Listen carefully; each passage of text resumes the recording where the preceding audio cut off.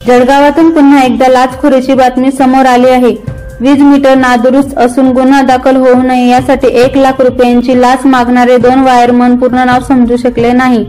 लाचलुचपत प्रतिबंधक विभागाच्या पथकाच्या जाळ्यात अडकले। जळगावातील 30 वर्षीय तक्रारदार यांच्या घरचे 5 वीज मीटर महावितरणाच्या भरारी पथकाने काढून नेले व ते नादुरुस्त असल्याचे सांगितले। या प्रकरणात वीज चोरीचा गुन्हा दाखल होऊ द्यायचा नसल्यास 1,50,000 रुपयांची मागणी केली।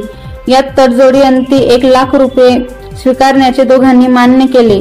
याविषयी तक्रारदाराने लाचलुचपत प्रतिबंधक विभागाकडे तक्रार केली। पथकाने लाचेच्या मागणीविषयी पंचासमक्ष खात्री केली असता 1 मीटरसाठी 30,000 रुपये याप्रमाणे एकूण 1,50,000 रुपये मागितले। मात्र 1 लाख रुपयांमध्ये तडजोड झाल्याचे समोर आले। त्यानुसार पथकाने या दोघा वायरमॅनला ताब्यात घेतले। कैलास कोडी यांचा रिपोर्ट, माझा आवाज लाईव्ह, मुक्ताईनगर।